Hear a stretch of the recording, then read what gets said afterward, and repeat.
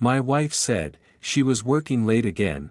It was the third time, that week. She kissed my cheek, grabbed her keys, and said not to wait up. I nodded, but something felt wrong, the way she avoided my eyes, the way she left in a hurry. So that night, I did something I had never done before.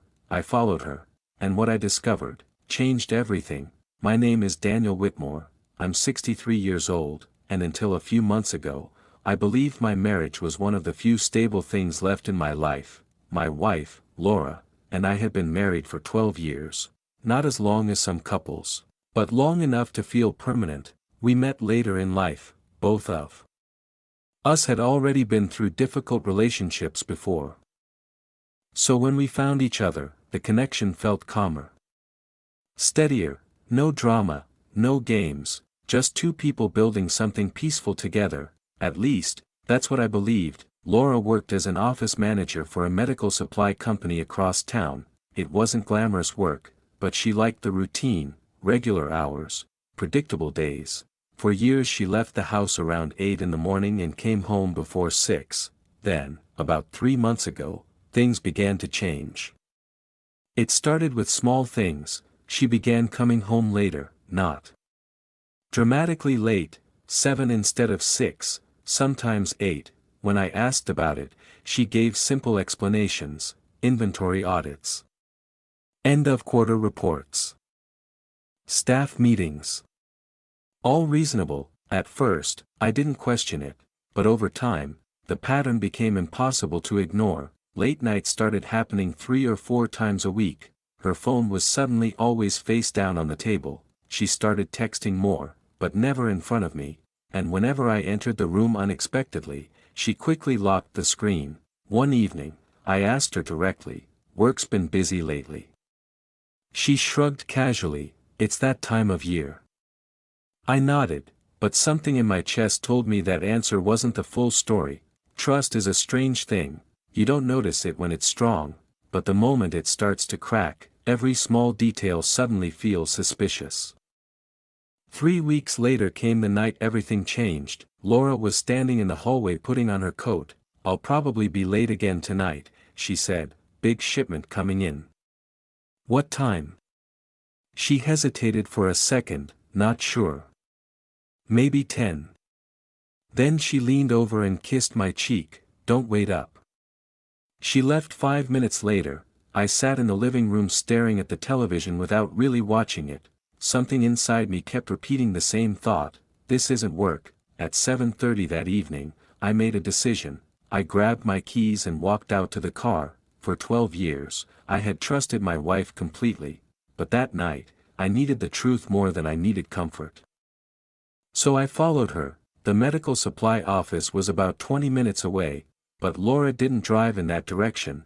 Instead, she turned toward the downtown district. I kept 2 cars behind her, trying not to be obvious. My heart was beating harder than it had any right to. Part of me hoped I was wrong, that she would pull into the company parking lot and prove that my imagination had gotten the better of me. But she didn't. She pulled into the parking lot of a small restaurant near the river, one I had never seen her mention before. I parked across the street and watched. 5 minutes later, Laura stepped out of her car. She looked different. Her hair was styled. Her makeup was more careful than usual. She checked her phone, then she walked toward the restaurant entrance, and someone was already waiting for her. A man, tall, maybe in his early 40s. He stepped forward and hugged her, not the quick hug friends give, the kind of hug people share when they haven't seen each other all day. They went inside together. I sat in the car for a long time. The strange thing about betrayal is how quiet it feels. There was no shouting, no dramatic confrontation, just the slow realization that the story you believed about your life was no longer true. I didn't go inside. I didn't follow them to their table, because I already knew everything I needed to know. Instead, I drove home. Laura returned around 10:30. She walked through the door like everything was normal. "Long day," she said, dropping her purse on the counter. I looked up from the chair in the living room. "How was the restaurant?" She froze, just for a second, then she forced a laugh. What restaurant? The one by the river. The color drained from her face. For several seconds she didn't speak, then she whispered, "You followed me?" "Yes."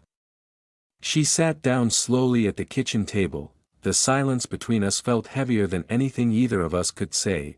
Finally she spoke. "How long did you know?" "Tonight." Tears began forming in her eyes. It wasn't supposed to happen like this.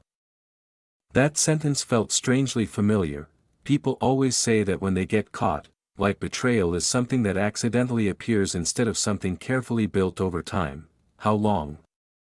I asked. She stared at the table. "4 months." "4 months, 4 months of late nights, 4 months of lies, 4 months of pretending everything in our house was still normal." I expected anger, but what I felt instead was something else, clarity, because suddenly the confusion of the past few months made perfect sense. "I'm sorry," she said quietly. I stood up slowly. "I believe you are." She looked up at me. "Daniel. We can fix this." I shook my head gently. "No."